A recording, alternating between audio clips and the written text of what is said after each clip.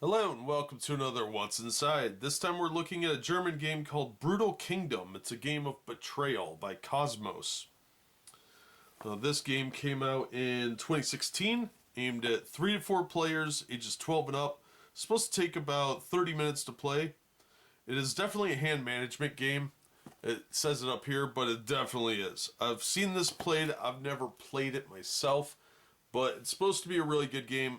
People either seem to love it or hate it. Inside we're going to see 30 large format playing cards, 39 influence tokens, 12 elimination tokens, and a rule book. So let's go ahead and get this open.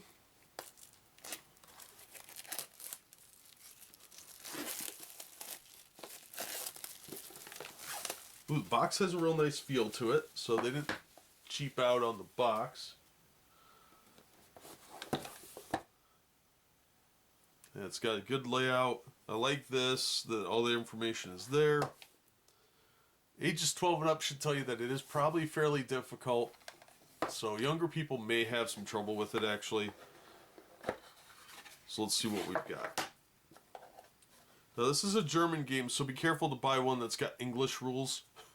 They don't always have multilingual, and this one does not. So we've got our rule book here with some sort of matte paper. It's got the cards kind of listed, and like there's 20 different characters in 2 colors, 10 with light colored backs and 10 with dark colored backs, 1 chapel card, 8 overview cards, 4 character overviews, 4 elimination charts, 39 influence tokens, 12 elimination tokens, and 1 starting player. So the rulebook is in color, which is nice. It looks like they didn't cut any corners. I picked this up on a clearance sale. I think I paid $5 for it. It normally retails for, I think, $10. So that isn't unreasonable for a good game. But let's see what the pieces look like, and then we'll be able to decide. Okay, so here's our tokens. This is one side. Here's the other half. I'm guessing this blank one is probably the first player token. So it looks like they're the same on both sides. These have good thickness to them. I'm actually kind of surprised by that. They seem reasonably sturdy. They're well perforated, so popping them out shouldn't be a problem. You shouldn't be ripping anything up. That's pretty nice. Let's get to our cards. There's really not a lot to this game. And that doesn't really come out, so probably nothing hidden underneath. So let's take a look at our cards.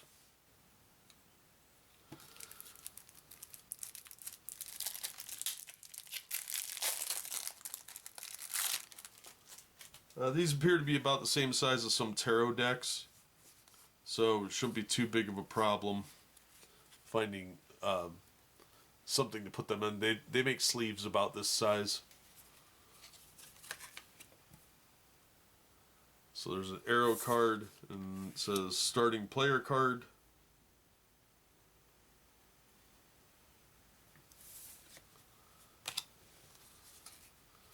Alright. A lot of these are just blank like this.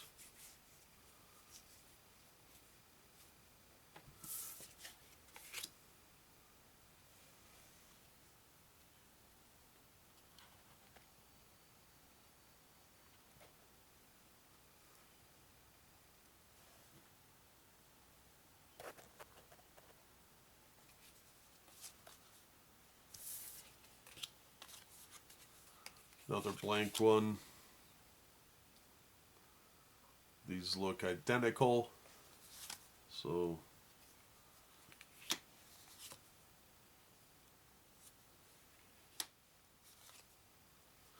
yeah, so there's 4 of these.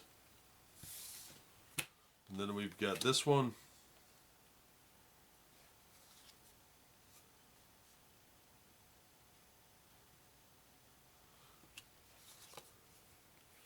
And there are 4 of that one as well.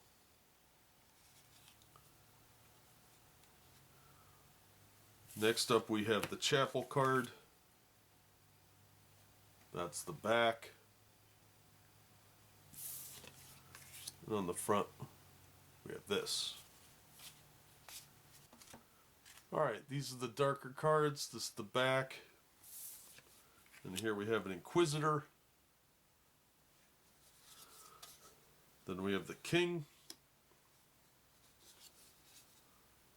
Then we have the Wizard. No effect. Then we have the Abbot, who eliminates the Witch. I don't know what that means. Then we have the Intriguer. He looks like he's up to something. Then we have the Monk. The Assassin. The Berserker. Clairvoyant. And lastly, the Black Knight. So that's all 10 of those.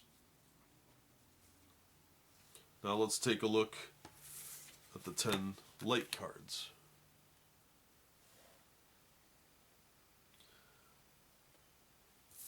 First up we have the Saint. Then we have the Bishop.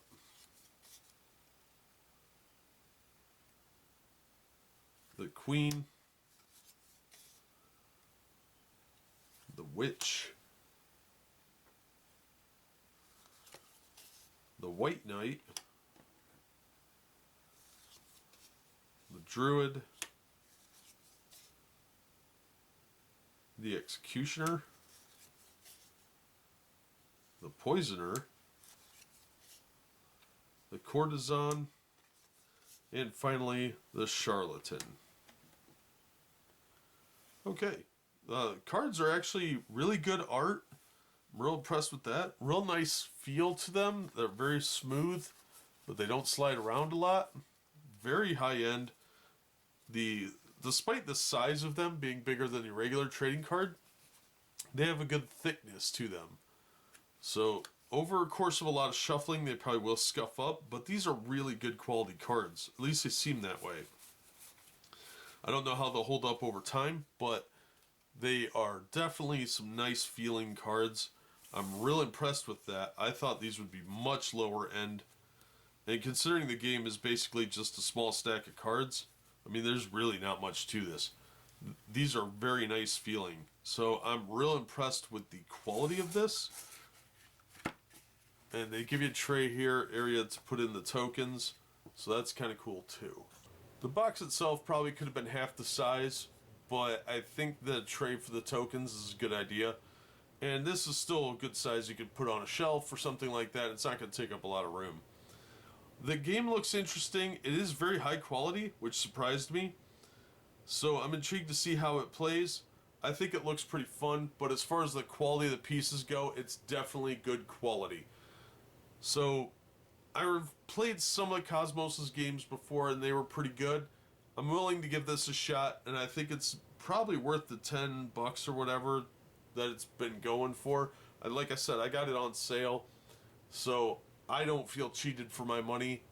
As far as playstyle goes, a lot of these type of games people don't like because they are more hand management type things, and a lot of people aren't good at that, so it's probably not a good game for casual normies to play. But for experienced gamers and diehards, this might be up your alley.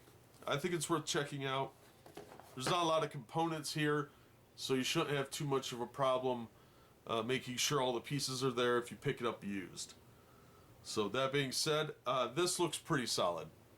And you've heard my opinion, we've seen what's in the box. That's going to do it for this episode. Thank you so much for watching and supporting the channel. If you enjoyed the video, please hit the like button and consider subscribing so you don't miss future unboxings and reviews. If you want to help the channel in other ways, links are in the description and on the About page. And as always, we hope to see you on the next one.